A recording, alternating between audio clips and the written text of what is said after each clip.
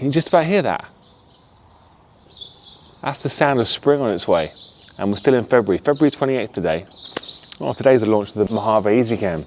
If you haven't seen that video, link down below, you must go and see the Mojave ezcan. I've got up today and I thought, I've got to wash my bike. I've got to give it a wash. I took it out last week and I didn't get a chance to wash it. My bike's feeling a little bit intimidated in the workshop at the moment.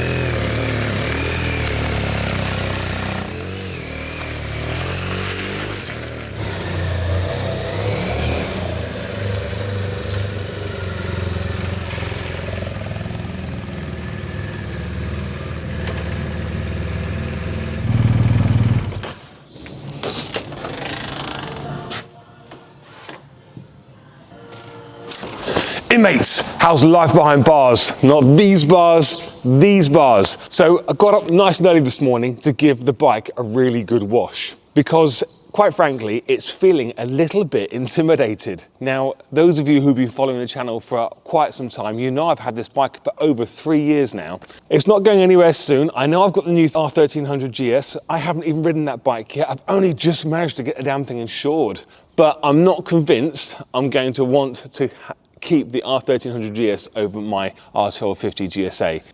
Let's see which one goes first, but there could be a very special raffle coming up very soon. So let me know if you want to get involved in on that one. We had a customer come to me at the end of summer last year. He picked up his brand spanking new triple black R1250GSA. And he said to me, Steve, I want to leave it with you for like 4 or 5 months. I want you to do everything you did to your bike. He hasn't spared any expense on this bike at all. And he said, look, Steve, I trust you, which obviously speaks volumes about what we're doing here. I've got to get back home now to my yacht in the Bahamas, hence why this video is called the Bahama Bike, because my customer is actually from the Bahamas. And nearly every day, not every day, but nearly every day, we've been in touch with each other, especially in the final month of getting this bike ready, constantly going back and forth, what he wants doing, what he wants adding, the amount of stuff we put on this. I'm not going to disclose the invoice of what he's paid. I think that would be wrong, but it's a lot, and I'm not coming on here to say what you want here, we can do for you. I don't even want to take this job on again, okay? Not really. I'm not saying it was a headache, but it's too much focus on there, and we have to have the bike here for quite some time. So if you saw the video of my bike going back over 3 years ago, where we stripped this down actually in the house way before this whole workshop was renovated, if you saw that, well, then you remember what we did to it. But even over the last 3 years, this bike's evolved a little bit. We've added more things to it, like the visor lights. We've changed the light configuration on the front from what I originally had. Bark busters, it's got so much on there. It's a stunning bike. I love it. But this guy has gone and made his even better. I tell you what, shall I bring it out now and put it alongside it so you can see? I'll go and get it now.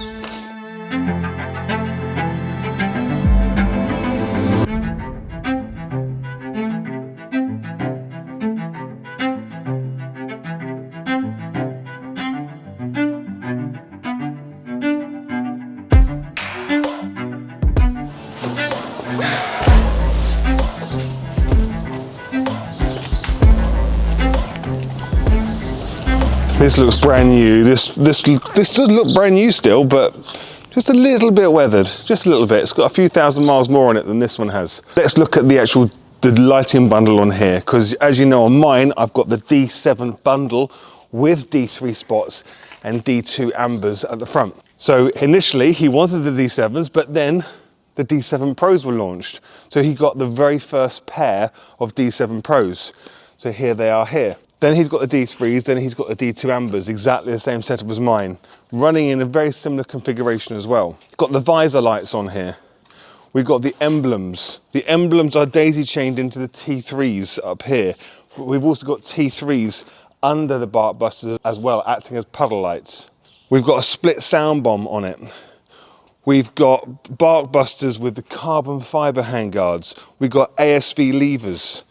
You've got the BMW mirrors, but he's also ordered the double takes as well, because he's taking this down to South Africa, riding all the way down there in March. He's picking the bike up next week. So he's taking that down there fairly soon, and he's coming back in May, when it's coming back for even more work. He's having a trailer on it, apparently. So that's gonna be quite cool. As you can see, it's been painted. So we've repainted the crash bars. They've been powder coated. The fork heads have been powder coated. The fork clamp up here has been powder coated. It's had Evotech caliper guards on there. Evotech spindle. It's had the ammo guard.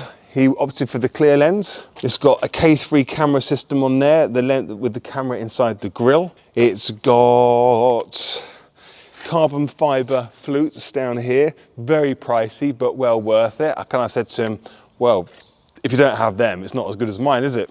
So we don't sell many of these, but the people who have them, well, they're the ones that are right out there ahead of the rest. It's just the best, isn't it? But they do match up very nicely with the carbon fibre bark busters. The carbon fibre is almost, it's identical to look at. One of the things he's had that I'm not a big fan of is the highway pegs, but the quality of these things, and they are very pricey. I'll try and remember what brand they are, and I'll put a link in the description. But he wants these to just lay his legs out. Like if I put my feet on them, I've got big bent knees. The whole idea is you just lay your legs out on them. But all this pivots round. But we're going to set that up for him when he picks it up on Tuesday next week. So they're in the optimum position for him. The tank's been painted. What else have we got? We've got the button here for Jekyll and Hyde exhaust. He bought his own quad lock charger, so that's on the handlebar. It's got SW Motec bar risers. The TFT screen at the front has got the R&G surround on there. Very nice upgrade. We actually sell a lot of those. We sourced the Wunderlich, I don't know what it's called actually. It's the cockpit, I think it's called the cockpit guard or the cockpit cover. That's a nightmare to fit. We don't sell those, by the way. But they are a nightmare to fit, especially with the R&G TFT guard and also with the dual USB adapter converter thing on here. So we've got that on there as well. So he's got two USBs up at the front. Painted the rear foot peg holders, painted the rear pannier frame. You've got rear visors on the back. You've got a single B6 on the back. We reignited his central BMW factory light with the visor rear light igniter, because as you know, on these bikes, you don't get a run light. It just comes on as a brake light, but we've turned it into a run light as well by just plugging that dongle in. You've got Evotech spindle at the back. You've got Evotech swing arm guard down here as well. It's got Moscow Moto bags. He's bringing all the bags with him when he gets dropped off next Tuesday, because he's literally straight off down to South Africa as soon as he gets here. He's getting a flight into London at the weekend. Uber up here with all of his bike luggage and stuff, loading the bike up, and off he goes. Almost covered everything. Like we've got the Wunderlich side panels because he wanted those on there, so we sourced those as well. Actually saying that, no, we do stock these, we stock these. Oh yeah, did I mention we painted the actual stock head itself, the actual top where the ignition button is, that came off, that sent off to the painters. He's had the tinted BMW screen. Now, let's look at the back under here, because this is the big bit. This isn't the final bit, by the way. The final bit, the real final bit, is right at the end. So make sure you stay tuned, because there's something that he wanted on this bike, which I've never fitted to any bike ever. I think it's called the Adventure Rack. So he wanted the Adventure Rack. So we took off the GS Adventure rear rail and put on the GS rear rail like I've got on my bike. So he wanted that, but he wanted this in here as well. So if I open this, because it's like a little boot, as you do that, that opens up. And as you come inside, 3 ezcans. So we've had to run this on 3 ezcans. Let me explain why. So the positive of this is that he now has 12 circuits. Now, getting 3 ezcans on the bike, the module itself, is not a difficult thing to do. It's the plugs. So one of these ezcans had to be wired in personally by myself, because Tom did a lot of this work, as you'll see on the video footage.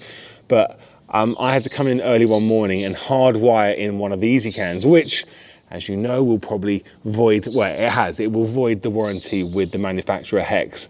But if you've been watching closely, we offer a 5-year dealer warranty on all of our Hex ezcans. So if you get it from us, we don't even bother going back to Hex with any warranty issues. We hardly get any problems, so it works out well. We sell hundreds every couple of months, so it really is a product that we heavily trust in, hence why the 5-year warranty. This one here, nearest the camera, this was hardwired in, and now it's not hardwired into the bike. All three are daisy chained, plug and play with the bike, hence, and that will not void any warranty with BMW at all. It's hardwired into the emblems and the T3s and the rear light. So you'll see them all on there, all 4 circuits. But we can't just unplug it. If we want to remove this ezcan, we've got to take off all the insulation and heat shrink and desolder, or basically cut the thing out. We had to do that because it's just impossible to fit everything under the back. It's just not possible. Not without causing problems anyway. So by doing that, it's just given us that extra room required to get the other 2 ezcans in there and the Inov K3 DVR and the Jekyll and Hyde module at the back as well, which plugs into the canvas of the bike too. Obviously we had this Adventure rack painted as well, because it comes standard in a grey colour with black plastic, but he wanted it all painted black. This guy's got a thing about blacking his bike out, very stealth. So that's one ezcan. The other 2, let's go on to the second ezcan. That is running 2 D7s, well, 2 D7s on 3 circuits. So the DRL portion of the D7 is on 2 circuits. Then we've got the full beam of the D7s, which is on 1 circuit with a Y splitter. If you want to know more about the D7 Pros, look at that video that I did on the 1st of January, explaining how they function, because they're a dual beam light. Then we've got the D3s. I'm pretty sure we put that onto 1 circuit as well, because they're a million miles away from the indicators, so up at the top. So they're on 1 circuit. And then we've got the D2s. Now the D2s, this is the bit we got to pay attention.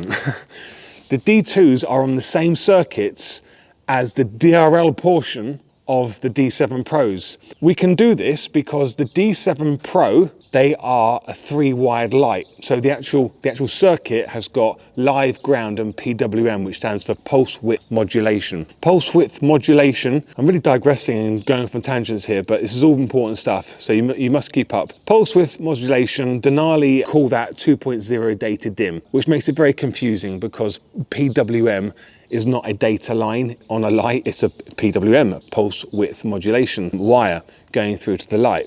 Now, if you try and use a wire harness and piggyback a 2-wired light, a 2-wired light is a light without a PWM. So for instance, an emblem or a T3, although they've got 3 or 4 wires going to them, they're not a 3-wired light. There's no PWM on those lights. So you can't Y split where you shouldn't. Otherwise you're going to get issues with instability on the lights. You shouldn't Y split anything like a T3 or an emblem with a Denali pod, which has got a 3-wire 2.0 data dim PWM line going to it. Oh my goodness, this is just so confusing. All right, so don't do that. Everything that's got a Denali light pod on there with the 2.0 data dim PWM wire, in the settings on the ezcan, we actually tell it it's a 3-wired light. We actually say this is a 3-wired light. Then it adjusts the brightness using PWM. Whereas if we say it's a 2-wired light, well then what a waste of that PWM wire. And that's kind of like where the money's going on these premium pods, because they're a 3-wired light. The way it keeps that light beam stable is all down to that PWM wire. So we've taken the D2 pod, which is a 3-wired light with 2.0 data dim, and we've taken the D7 Pro DRL portion, we've put a Y splitter between them, so they replicate each other. So when we indicate, both the D2 and the D7 Pro DRL portion are mirroring each other. They're on the same circuit. Rather than Y splitting like that, we're Y splitting like this, down each side. Hope that makes sense. And then the D7 full beam, we've got a Y splitter going that way from the back. Yeah, 1 circuit to the full beam, 2 circuits going to 4 lights for the amber portion of the D7 Pro and the D2 ambers. Really confusing, isn't it? I'm so sorry, but you know we're trying to do everything which we know is possible, so you can have the full functionality of what the Denali light pods offer and what the ezcans offer. So how many circuits are we up to right now then to run all that? Still only on 3 circuits. That's 3 circuits running the D7 Pros and the D2s on amber lenses. pretty nifty, hey? So then we've got the D3s, they're on another circuit. There's 4 circuits gone.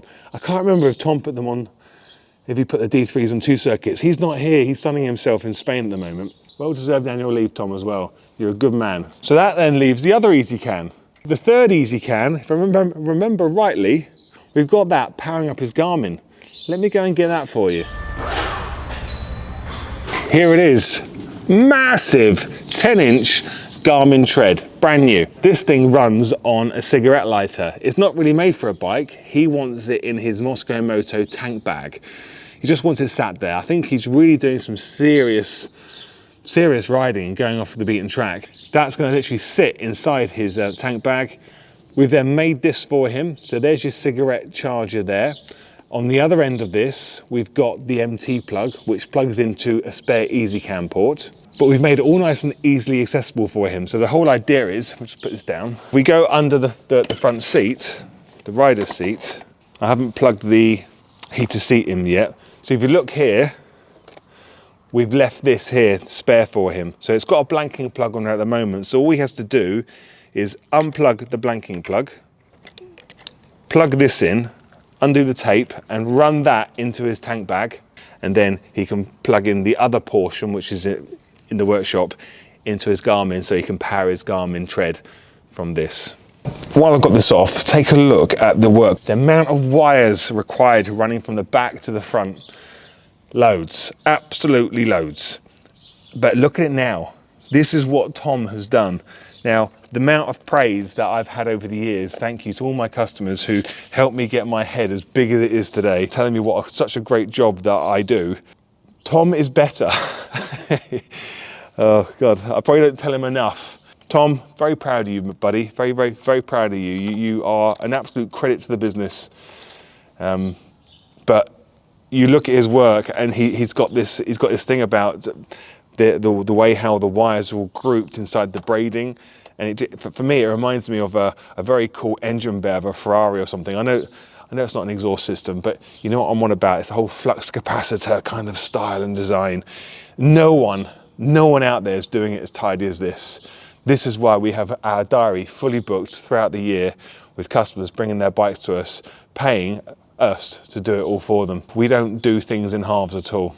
Let's show it all working before the heavens open. It's just starting to spit.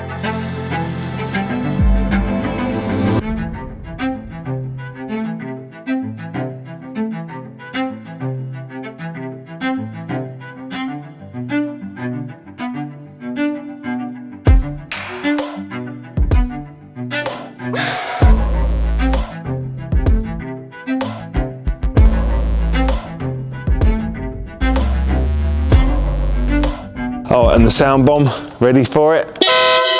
Ooh, yeah. But the one thing that my bike's got that his bike hasn't, well, it's this, isn't it?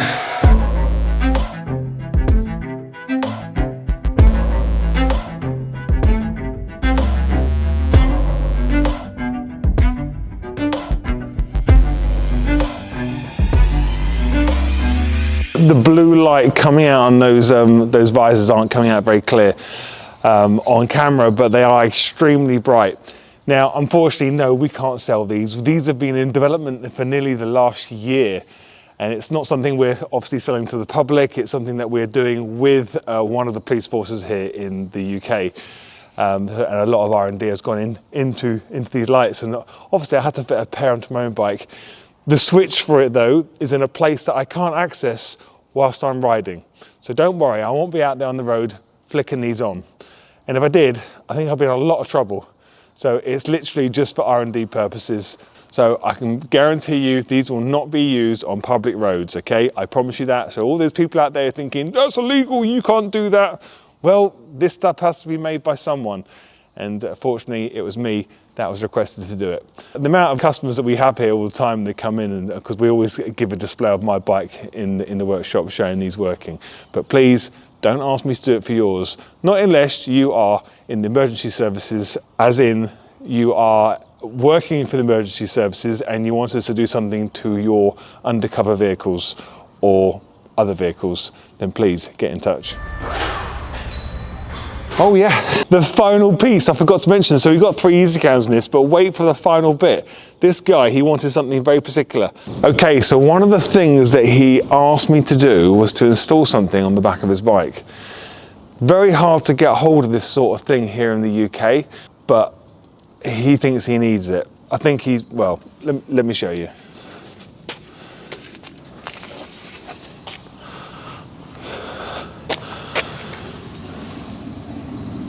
There it is, a machete. So this is probably, well, I don't think it's the first GS out there with a machete installed onto it, but that is nicely hidden behind his luggage racks on the back. It literally just slots into the back just there. By the time his luggage is on here as well, you will never see this. Hope you enjoyed the video. The Bahama bike. My bike. Until next time, stay safe behind bars, not these bars, these bars. See you in the next video.